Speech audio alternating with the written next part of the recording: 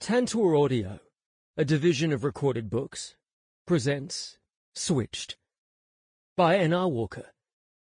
Narrated by Joel Leslie. Chapter 1. I didn't have time for this. I had numbers to crunch, emails to tend to, deadlines to meet, and I knew for every 10 minutes of work I missed, I'd have 4 phone calls to return. As the junior executive manager of Icon Inc., my father's self-made consulting empire, I had pressures from every angle. At 26, I'd been groomed for my role in my father's business, to follow in his footsteps, whether I wanted to or not. It was expected, assumed. I'd been a constant string of disappointments to my parents in my youth. So as the only child and heir, I swallowed down my pride, accepted my obligation and duty, and did my job. This meeting, however, was not in my area of expertise. Why on earth was I being requested to attend a fundraising schmooze? I had no idea. Like I said, I didn't have time for it, nor the authority to grant approval for such requests, so I was at a loss as to why I was even there. My mother had received a letter from Sydney's Eastport Children's Hospital, the very hospital in which I was born, requesting our attendance. She told me nothing more, only that she, my father and I were asked to attend. I assumed my father would send an apology, citing business dealings elsewhere, so I was surprised to see him alongside my mother in the waiting room. I rushed in. Not late for the meeting, but later than him. So, again, another disappointment to add to the list. My mother offered me a curt smile. My father's only response was a slight adjustment of one eyebrow, but otherwise he didn't look at me. A normal day in the life of Israel Ingham. I bit back a sigh and took out my phone, thumbing through messages while pretending not to give a shit that my parents detested me. Merrick and Julia Ingham? A man with grey hair in a grey suit asked from an office doorway. My parents turned to face him, and he looked at me. Israel Ingham? Yes, I replied, seemingly the only one in my family with manners. I'm Philip Dovich, Legal Counsel for New South Wales Family and Community Services. Please. He swallowed hard. Come in. We walked into his office to find 2 other people sitting at the side of a large mahogany desk. They were obviously legal people. Witnesses or barristers.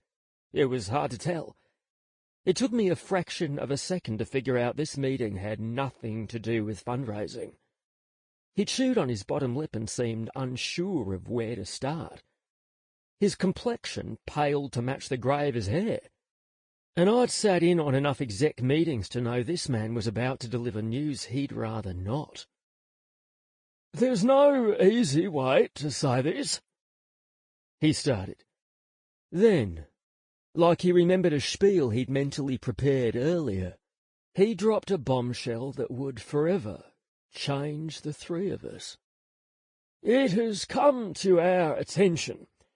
On the day of Israel's birth, there was a mix-up as a direct result of human error.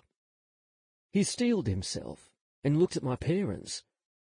Mr. and Mrs. Ingham, we believe the child you were given to raise as your own was not your biological child.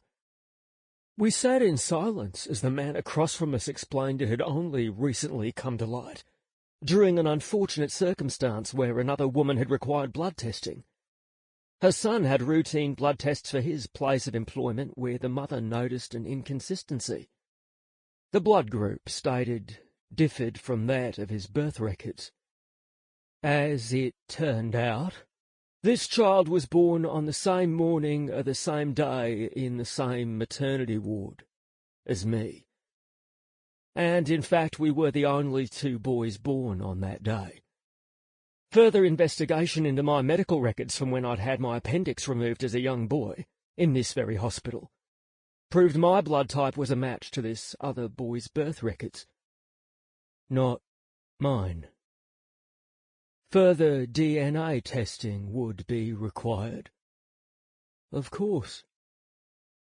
My mother stared at him, unblinking. My father, on the other hand, processed the man's words for about 20 seconds before he erupted in accusations about responsibility and liability. The hospital's legal team would have, without doubt, known who they were meeting before we walked in, which probably explained their nervousness. As my father ranted and raved and Mr. Dovich answered the best he could, my mind swirled. Disjointed, foggy and disbelieving, my mind struggled to make sense of what I'd just learned. It was so absurd, yet somehow felt so real. Could it be true? I mean, I looked nothing like my parents. Sure, I had pale skin like my mother, and I was tall like my father, but that was where the similarities ended. My eyes were a dark, dark brown, different to my mother's light brown, my father's blue. My hair was darker. I had a different shaped face. I had a different build. Not only that, but I was nothing like my parents. Not in mannerisms, temperament, demeanour, or personality. My heart was thumping hard in my chest, and my mother silently wiped a tear from the corner of her eye. I'd never seen my mother cry, ever. She normally had a look of profound disinterest on her face, and even now, for the very first time, I wasn't sure whether it was tears of sadness or heartbreak, loss or betrayal, or whatever it was you were supposed to feel under circumstances such as these. I'm pretty sure she cried because now it all made perfect sense. I wasn't their failure after all. Mr. Ingham, Philip Dovich addressed me. I wasn't even aware that my father had stopped talking. When I turned to look for him, I found him at the window with his phone pressed to his ear, no doubt already talking to Nigel, his attorney. Israel? In a daze, I turned back to the man speaking to me. Yes? Mr. Dovich gave me a soft, patient smile. Would you agree to further DNA testing? Did I want to know if my entire life had been a lie? Did I want to know that after all the years I'd disappointed my parents that they were finally off the hook? They didn't have a failure of a son, a not smart enough, not disciplined enough son. That after all these years they didn't really have a gay son. Did I want to find out if these people, who told me being gay was an embarrassing smear on the family name, might not be my parents after all? Did I really want to know? Without understanding what repercussions lay ahead, without any clue where this would lead me, personally, financially. Did I really want to know? I nodded without doubt. Yes. An hour later, after we all had buccal swabs and blood drawn, I was back in the waiting room of Mr. Dovich, unsure of what to do or where to go. I mean, what did one do after being told they'd possibly been switched at birth?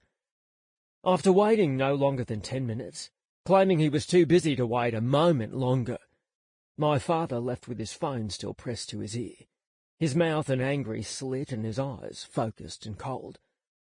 Following him dutifully, my mother offered a quiet goodbye.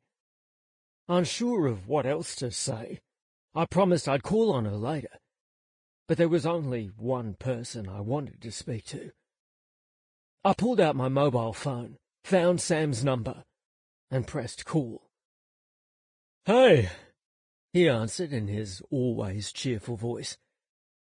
Why are you calling me and not swamped in work? Does your old man know you're making private calls on company time? He snorted out a laugh. I smiled as soon as I heard his voice, and tears sprung to my eyes. I sobbed his name. Sam! His voice changed to alert and concerned. What's wrong? Just then Mr. Dovich's door opened and he walked out into the waiting room where I sat, followed by a woman and a guy around my age. Mr. Dovich stopped, cold, clearly not expecting to see me. But it was the woman's reaction behind him that brought me to my feet. As soon as she saw me, she put a hand to her mouth, and a quiet cry escaped her and tears welled in her eyes. I had no clue who she was. I'd never seen her before. But she sure as hell knew me. We stood, facing each other, and she nodded before bursting into tears. The younger guy with her tried to console her, but he couldn't seem to look away from me either.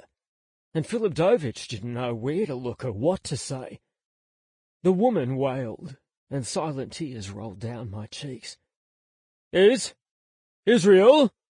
Sam yelled in my ear, his tone thick with concern. What's going on? Are you okay? I shook my head, though he couldn't see. No.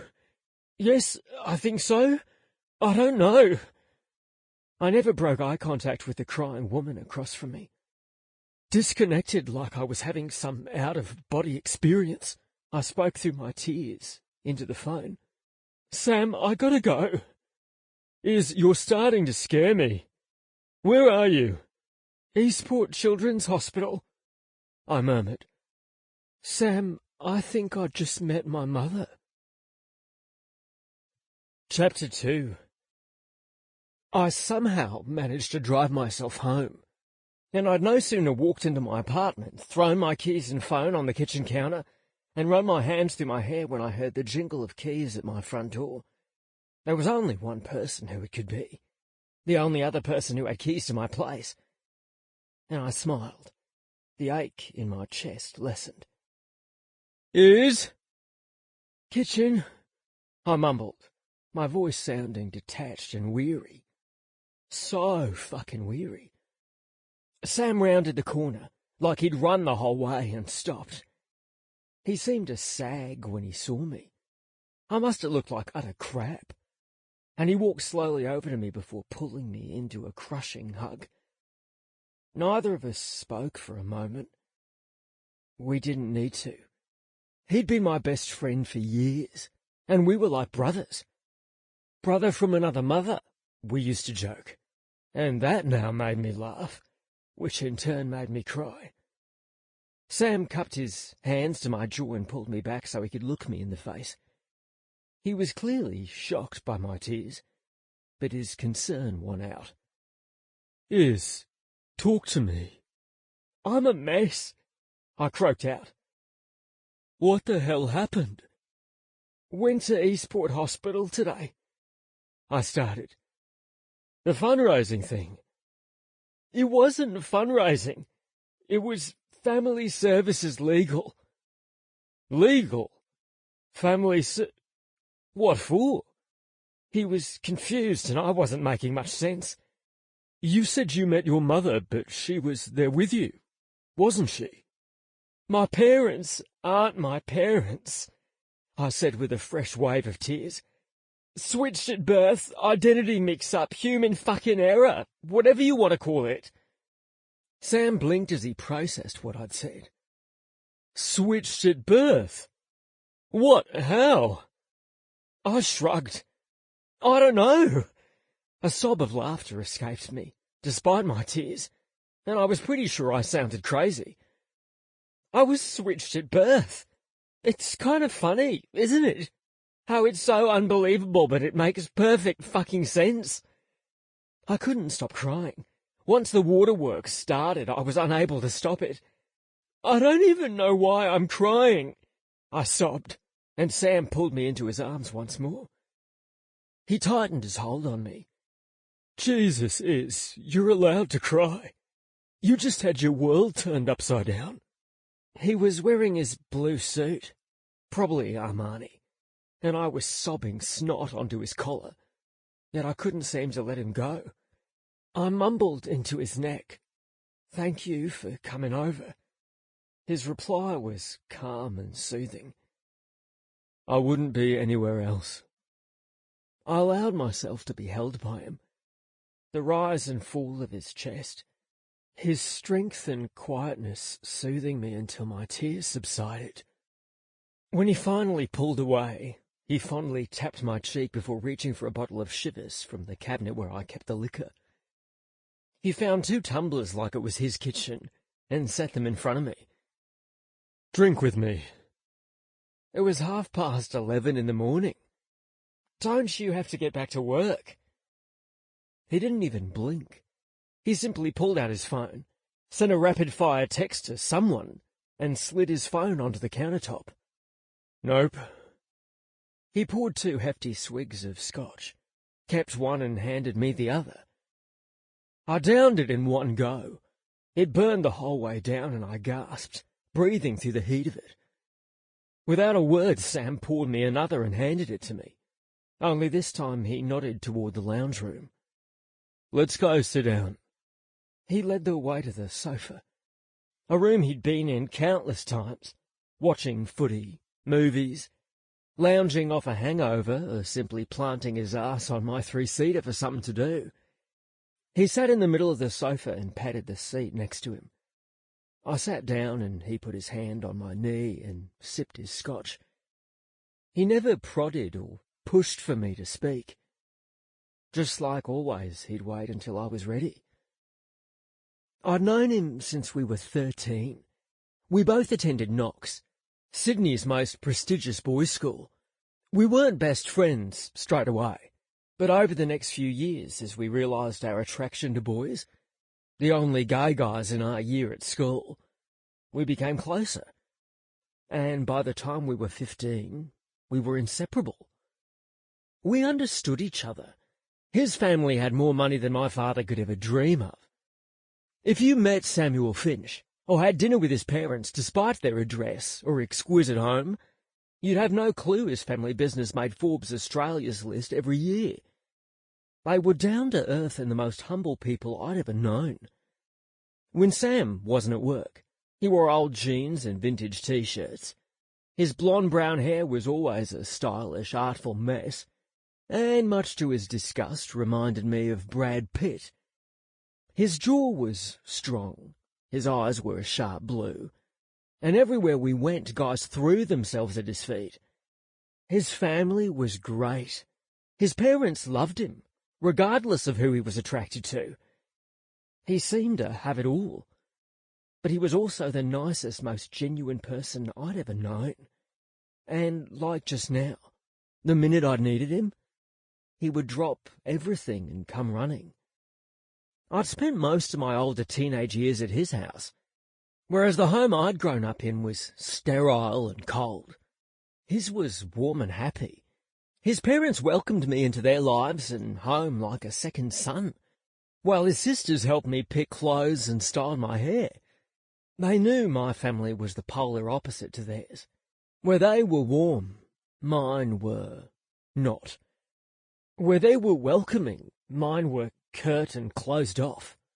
Sam was never welcome in their house, because the only thing worse than having one gay boy under their roof was having 2. The Finch family basically adopted me as their own, showing me what a family was supposed to be.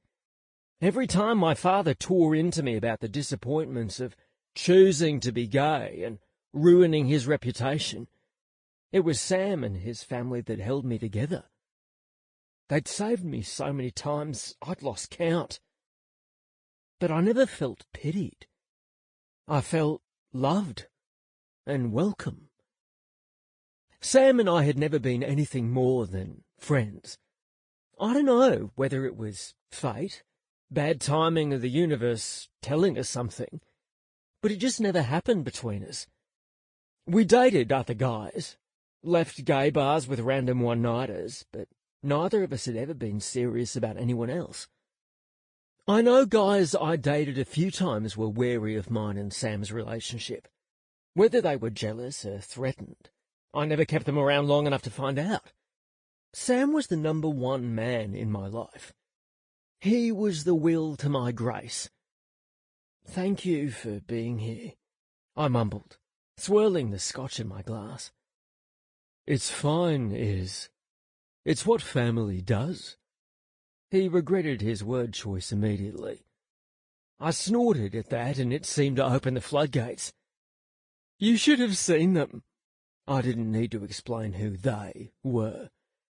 My father's first reaction was to scream about liability and legal repercussions, not to see if his wife was okay, or his son. My mother cried silent tears, but for what is anyone's fucking guess? It certainly wasn't sorrow. The only person who offered me any sympathy or kindness was the lawyer who told us. Actually, I'm pretty fucking sure my mother cried for the son she should have had. And you know what? Maybe she should. Because it's not fair on her. I get that. But Sam, those were not tears of grief for a son she'd lost or should have had. She cried because she was robbed of having a better son. A son that wasn't me. Sam put his hand around my neck and gently scratched the back of my head. He never argued because he'd heard the hurtful things my parents had said to me with his own 2 ears. He knew there was truth in what I was saying. I fucking hate your parents, he said. He'd stopped apologizing for saying that years ago. I nodded and tears fell silently down my cheeks. She cried because now it all makes such perfect sense. I mean, they just had it confirmed that the reason I'm such a fucking disappointment is because I'm not really their son. After all these years, they can now legitimately say it's not their fault. Sam's hold on my neck tightened and he waited for me to look at him. That's not true. You're not a disappointment, you never have been. And if they can't see that, then fuck them. I clung to his words like a life raft. The fear of drowning in a sea of desperation and failure was all too real, as the dark waters lapped around me.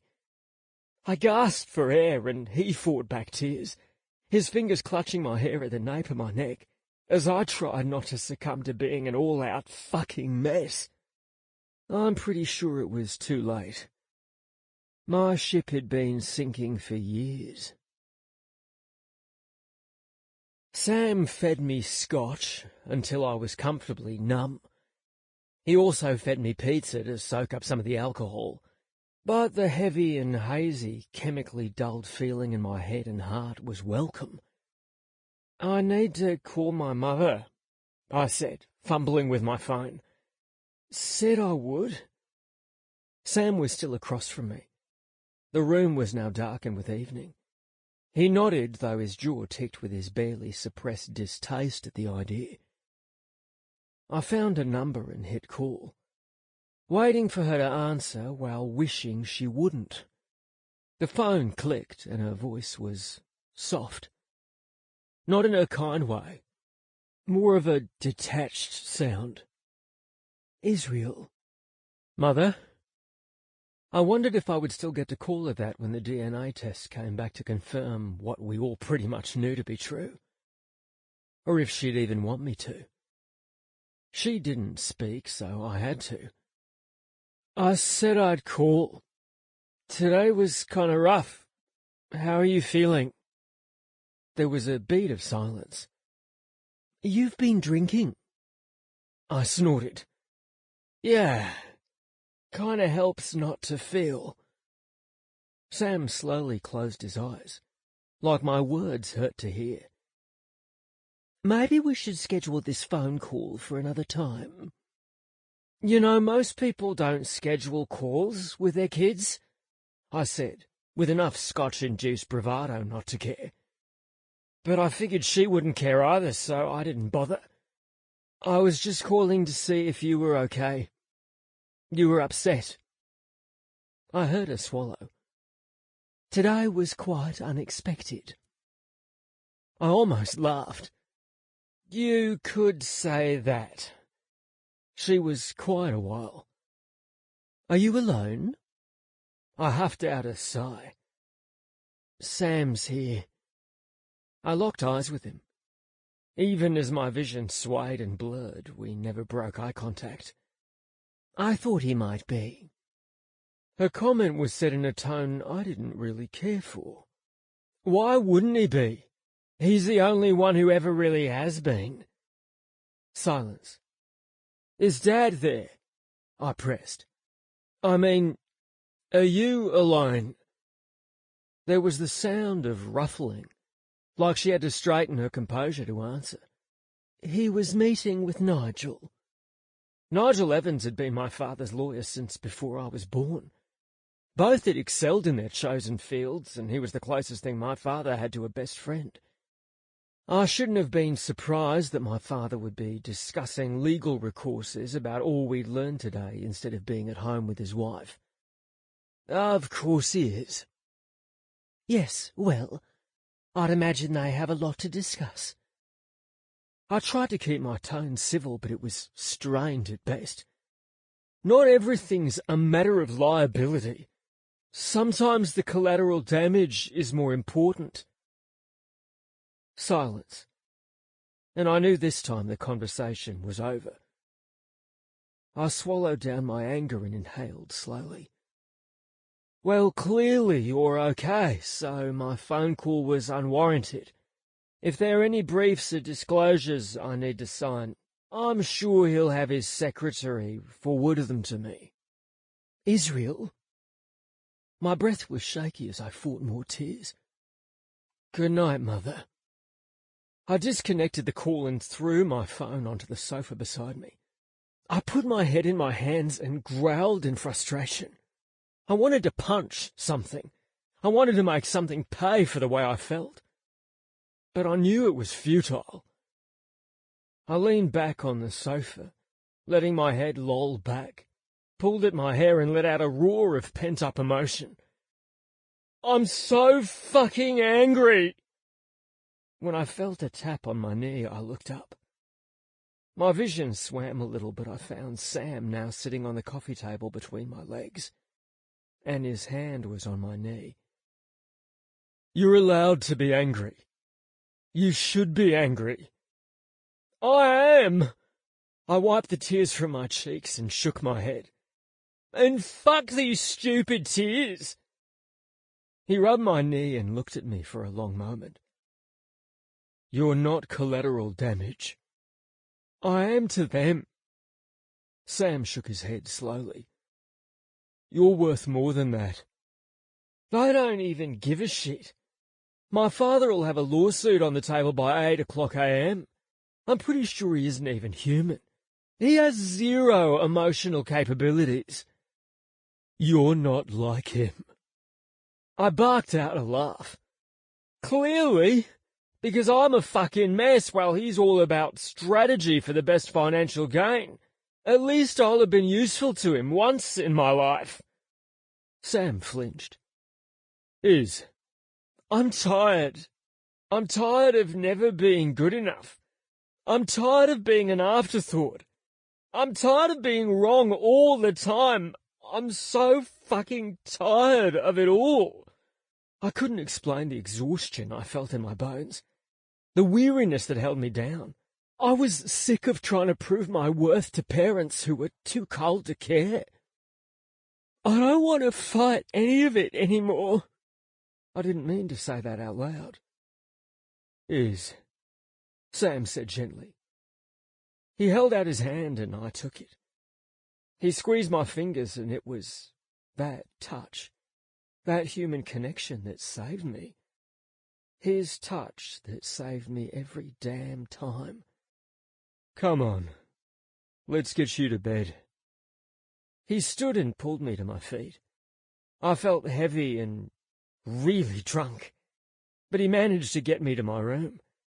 We stood facing each other at the side of my bed and I swayed into him. He held me upright.